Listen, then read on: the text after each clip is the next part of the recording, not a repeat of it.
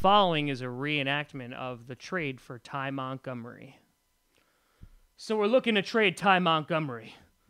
Well, I have a Ziploc bag full of Joe Flacco's belly lint, and I also have a 7th round pick in 2020. You get to decide which one you want to take. Oh, God. You know, that is a tough call.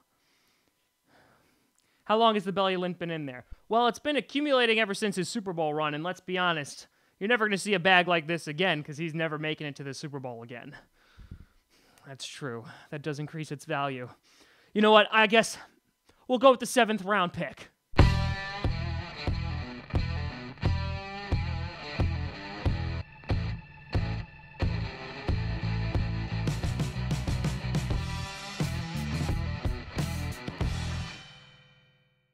Grossi Posse Packer Nation, welcome to another episode of Packcast, the podcast where you don't have to be a Packers fan, but it sure does help. I'm your host, Tom Grossi, and holy crap, things are going crazy here on week 8 of the trade deadline, and right under the gun, we got 2 massive trades. This video is going to focus on the Ty Montgomery trade. The HaHa Clinton Dix trade video will be out momentarily, shortly after this video.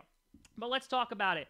Ty Montgomery traded to the Baltimore Ravens for a 7th round pick, not even this year, but in the 2020 draft. I think this says a lot of things just based off the terms of this arrangement, in that it was most likely going to be that Ty Montgomery was going to get cut, and this was a way of kind of just getting at least something, even though it's barely anything, from the Baltimore Ravens. The Ravens knew that they can get him for super cheap, and really for the Ravens, this is all upside for them. You know, this is kind of Ty Montgomery could fit into their offense. They've been looking for running back help. I would see him more of like as a Danny Woodhead kind of fix for them, and obviously Danny Woodhead's no longer playing for him.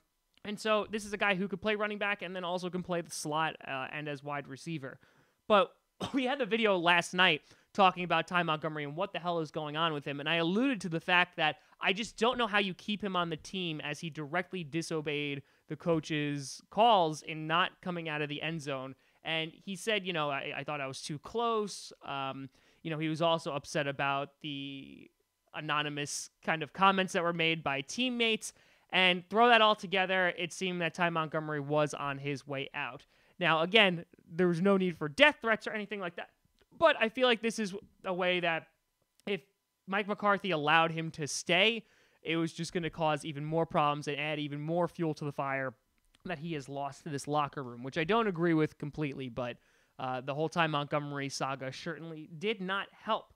Now, Ty Montgomery, as we spoke about in the last video, he was completely in limbo.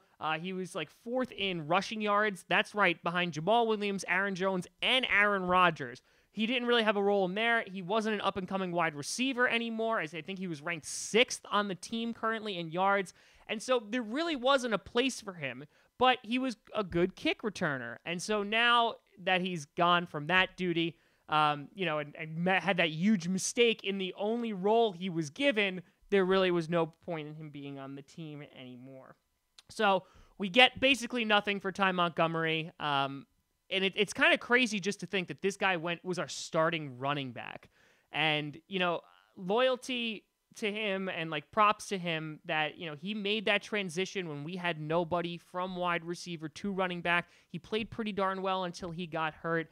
And unfortunately in this business, it's kind of one of those things where, you know, it's what have you done for me lately? And that you have 2 up-and-coming running backs in Aaron Jones and Jamal Williams. You have a ton of wide receiver competition, and he really just couldn't make his mark. And so, you know, Ty Montgomery, we wish you all the best, but that's all she wrote about Ty Montgomery's career as a Green Bay Packer. Obviously, he's going to be probably upset about this, but you know, maybe a fresh start will kind of do him well in Baltimore. He's in the AFC, and we won't be playing him anytime soon. But let me know what your thoughts are down below. Obviously, we didn't get a whole lot for him, but it's better than just cutting him and letting him loose and not getting anything for him. You can always find me at TomGrossiComedy.com, TomGrossi Comedy, or Tom Grossi Comedy on the Twitter, Instagram, Patreon, all that great stuff.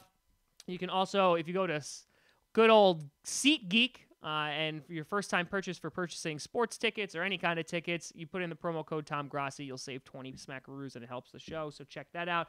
Podcast, we're on SoundCloud, iTunes, Google Play Music, and, of course, here on YouTube multiple times a week.